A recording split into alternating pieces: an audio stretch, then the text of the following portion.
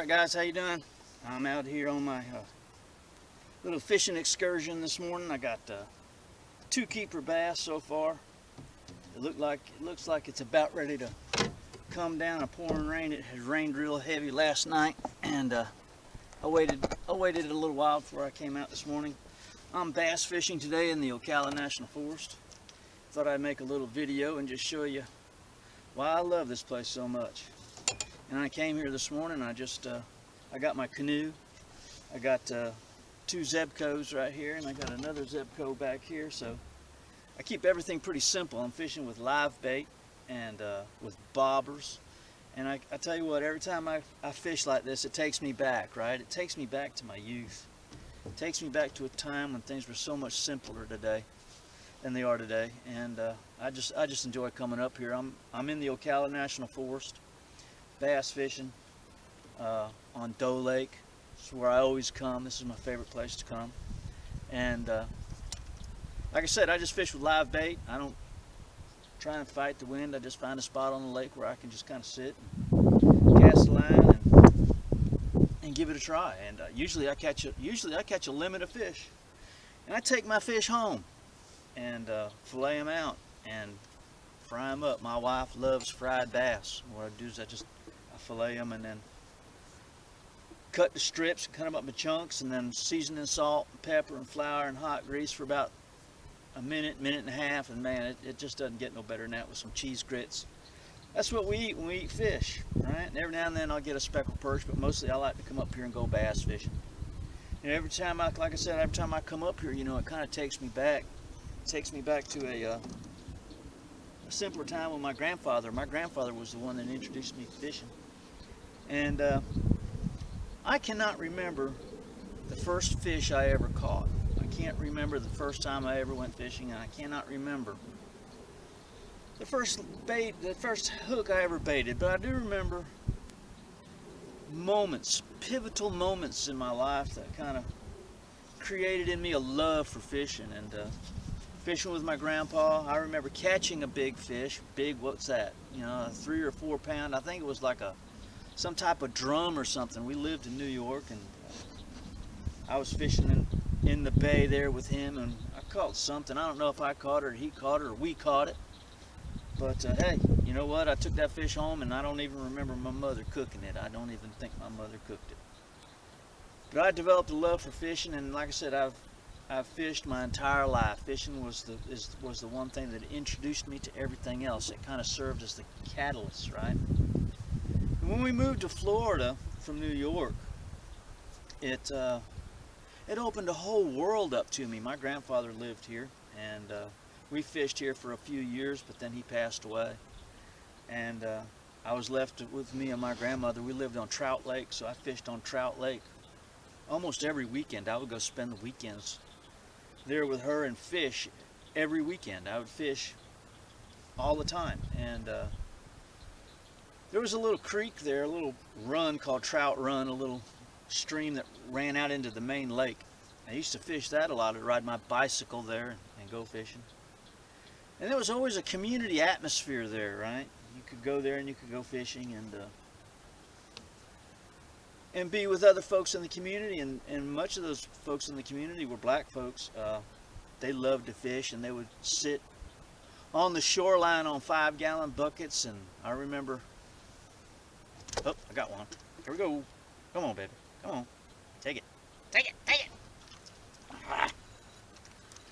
Anyway, dadgummit. So anyway, he's still over there. We'll give him another chance. So I just hooked my minnows through the eyes. But I learned a little bit about the culture of Florida, black culture of Florida, hanging around down there. You know, they very rarely bought their own worms. There was a vacant lot there that was covered with cypress trees, and you could go over there and dig your own worms, right? And then you'd go fish on that bank, and you'd catch brim and catfish. And all right, let's see if we can't get him this try.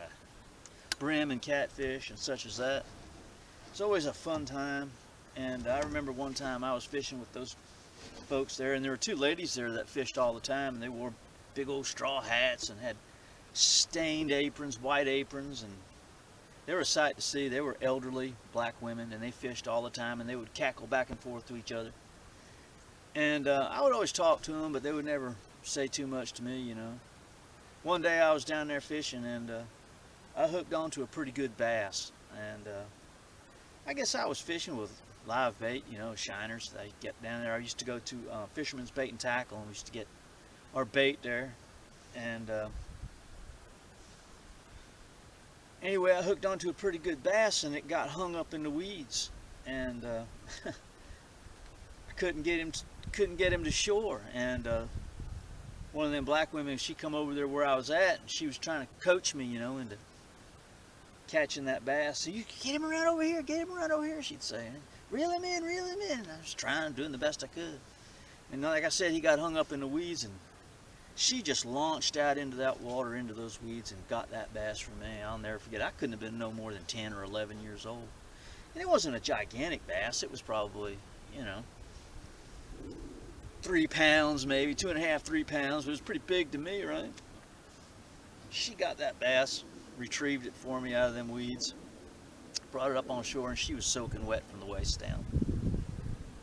And looking back now, I think she probably wanted me to give her that fish, and I probably should have, but I didn't. Man, that was a 3-pound bass, right? That was the biggest bass I ever caught. You're looking at an 11-year-old kid fishes his whole life for a fish like that, right?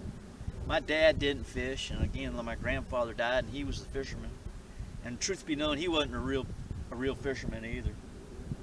But he loved to fish. He loved to be outside, and him being outside and him fishing is what led me to the life that I enjoy so much. And I'm eternally grateful that I had a grandparents that took the time. My grandfather took me time to go fishing. We would go down to Eckerd drugstore, and he bought me a Zebco 404. I thought, wow, 404, that's a step up from a 202, right?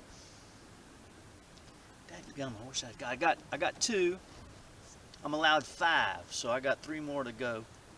It stormed like crazy last night, and I got here late. Usually I'm here at daylight.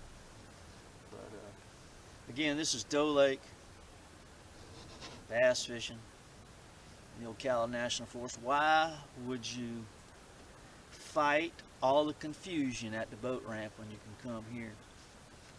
Why would you spend money on batteries and gas and trailer tags and boat numbers when you can have a canoe? I got this canoe out from behind my house yesterday.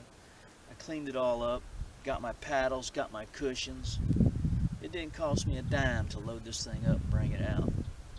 That's just me, okay? Maybe it's not for everybody. There's one other guy on the lake here today. I don't see nobody. It's pretty nice.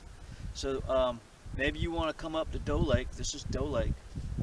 I'm in Marion County in the Ocala National Forest, bass fishing. Come up here with a Zebco and a bobber and a hook and some minnows and some shiners, and just throw them out there and see what this place gives you, man. This is an awesome place.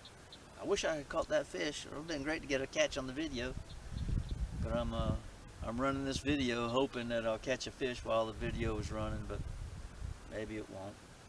That's okay. That's okay. I don't plan on videotaping. This is YouTube, right? It's not going to be TV. This is just Peter Updike making a video. All right, so that's it. I'm going to show you around here. I'm going to pick the camera up off the tripod and just kind of give you. I'm going to get a new camera pretty soon here. I'm thinking about getting the